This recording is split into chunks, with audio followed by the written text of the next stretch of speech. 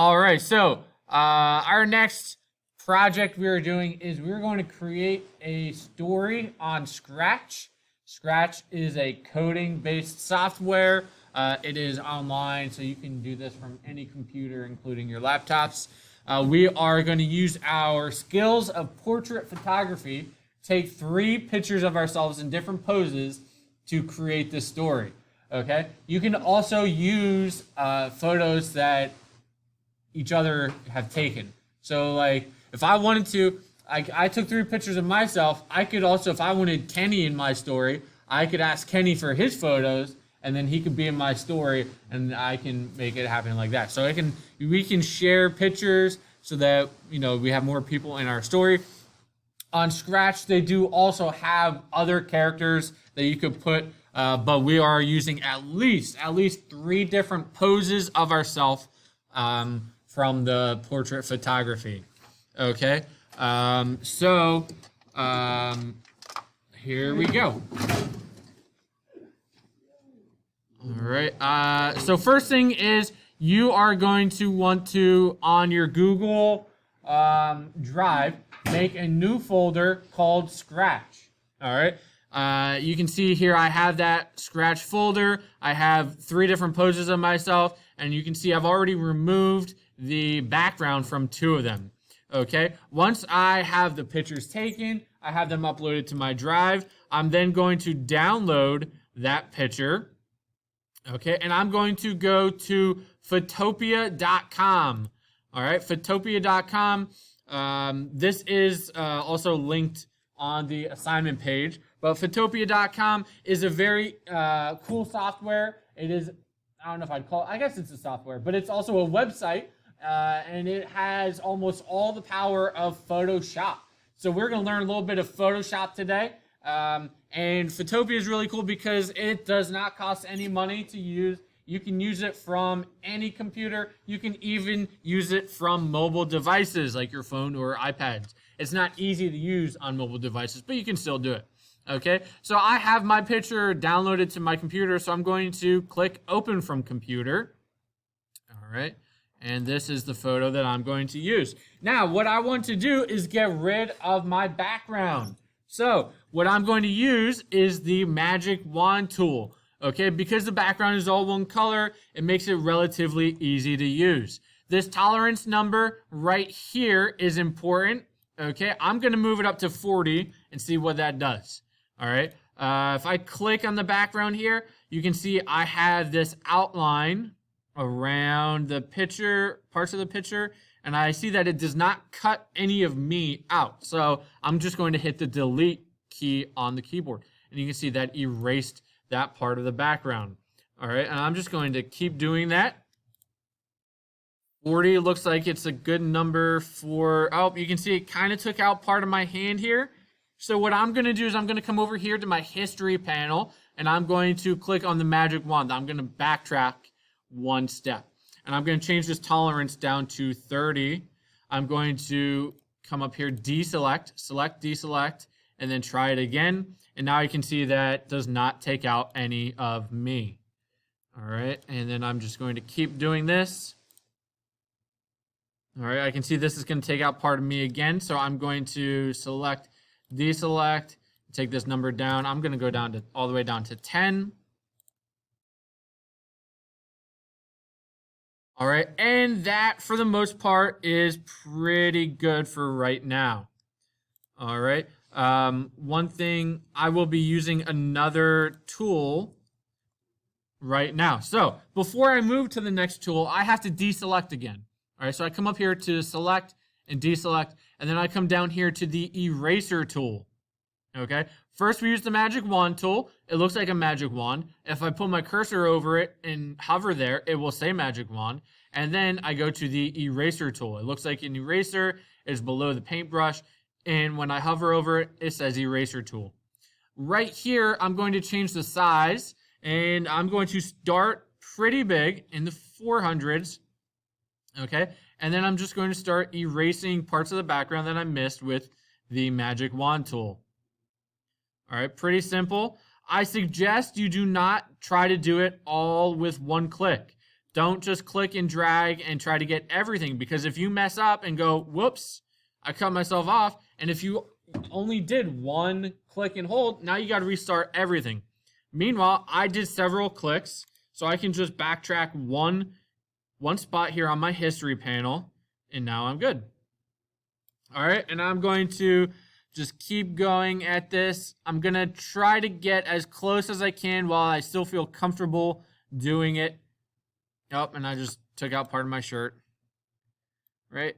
And so when I get the majority of the background done and I don't feel comfortable getting that close to me anymore, what I'm going to do is I'm going to change the eraser size much smaller. I'm going to go down into the 60s.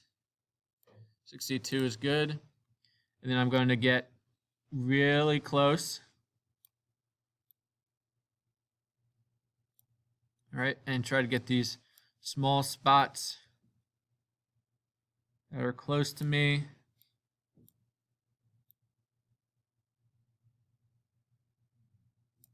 Right? Something like that.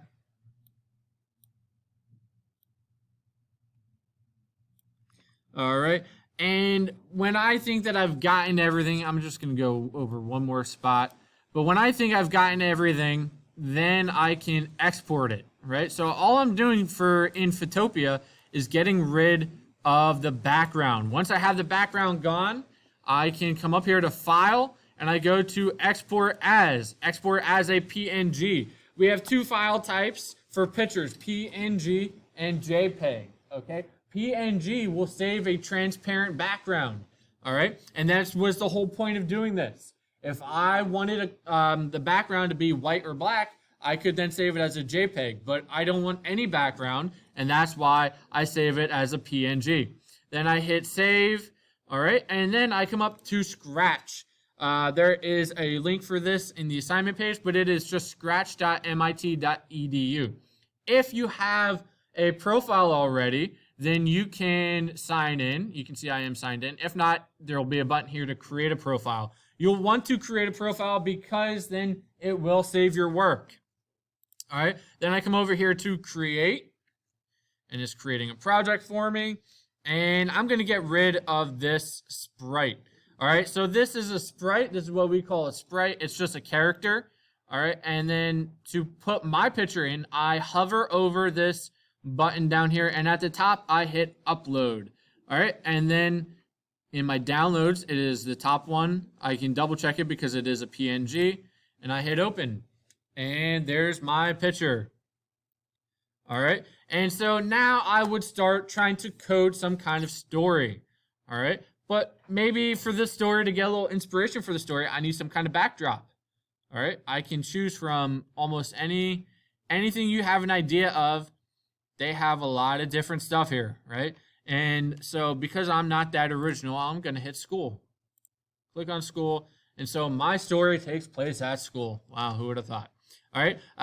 So then I come over here to events. When green flag is clicked, that's how you're going to start pretty much every code. Now, every code is specific for the character. Okay, so this code is for this picture of me. If I add a new sprite, so there I just clicked on choose a sprite, and I put a Nina in here, okay? And now you can see in the coding area, there's nothing there because she doesn't have a code. Right now, I'm the only one that has a code. So when green flag is clicked, I'm going to say hello for 2 seconds.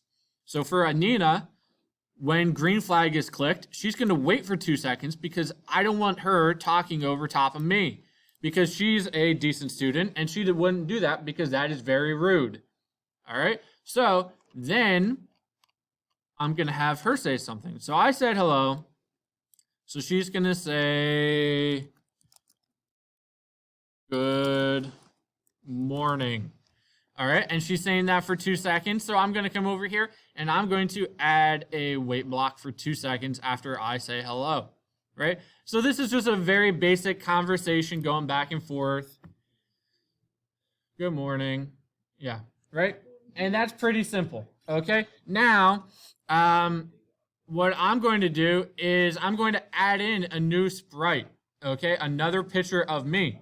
All right, so I'm going to hover over, choose a sprite. I'm going to upload sprite, and I'm going to choose one that I did from last period, which is this one right here. Okay, I'm going to put it in the same place as me. And you can see now it has no code. Okay, so the code here, I like doing things by 2 seconds. That makes it easy. 2 seconds, 4 seconds. So that's a total of 4 seconds. So for this character, because it's the same person, same character, just changing positions, changing poses, when green flag is clicked, I'm going to say hide, and then I'm going to say wait for 4 seconds, and then show. Right? So this sprite right here isn't going to be visible in the beginning, right? And then this one is going to disappear after 4 seconds, right? So,